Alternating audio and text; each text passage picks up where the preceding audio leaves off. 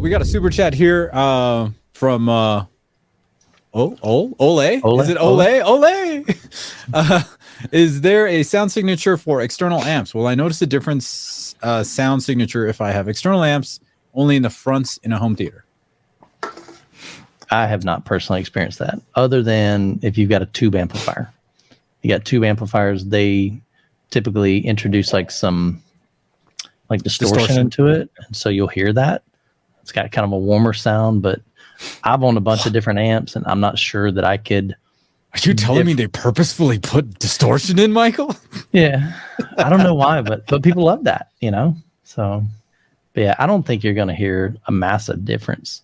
Now, if the amp, let's say for instance, some of them have a higher noise floor. So if you've got real efficient speakers and you kind of get up close to the speaker, certain amps you may hear like some like hiss through the speakers. May not be able to hear it from your listening position, which that would be fine to me. I wouldn't be as concerned with that. Now, if you're sitting at your listening position and you hear a hiss from them, it's not a really good designed amplifier. But if you've got something like a Parasound, I mean, even a Monolith, D-Sonic, I mean, there's a bunch of different amps. And, you know, there's AB amplifiers, there's Class H, there's so many different variations of those. And some people claim they can hear a difference between them. Most blind tests that I've seen, a lot of guys say, I don't know, it was a crapshoot. Nobody could like absolutely say, yep, this is definitely this amplifier and this is definitely this one. So I don't know. What do you guys think? Yeah, well, I think that amplifiers shouldn't sound right. They should amplify the sound. Correct. They're supposed to be transparent, unless, like you're saying, tube amps, they do introduce a sound that people like. You know, not judging whether it's good or bad. It's just that's what it is. Yeah. I think that if you were to test out 10,000 amplifiers, they would sound way more similar than anybody would ever expect. If you just took an average and then you try to see what difference is it, it's probably less than 1% of a difference between all of them, right? On average. I would say that you moving your speaker 1 foot forward, 1 foot to the right is going to make a bigger difference to the sound than differences in amps.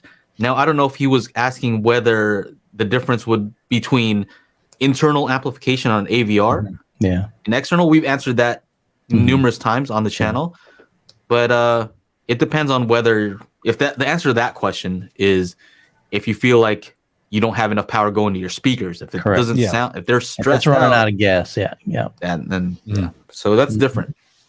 I've run front stage off of an external amplifier and ran the rest of the speakers, not 9. So 9 minus 3. The other 6 speakers off the AVR. I couldn't really tell a difference in sound signature.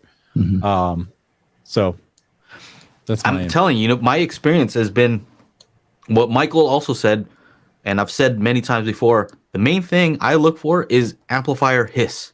When it's quiet, is it when you have nothing playing through the amplifier? What do you hear from those speakers? Sure. A lot of people just call that noise floor. Audiophiles call it, ooh, I want a blacker background. You know, they have all kinds of, ways of saying it. Sure. But I do notice it, right? So when you have music playing, you don't really hear the noise floor, right? It is just drowned out totally by the sound coming through your speakers.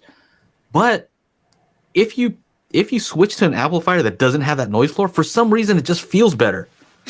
It's like you don't know what it is. It's just like, I don't know. It just sounds cleaner. Like I can't hear shit. There's nothing. It's there's not like nothing there. It's great. It just sounds cleaner. That's all it is. I guess, if right now, while we're talking, there's a in the background, but low enough, I don't think anybody would necessarily complain.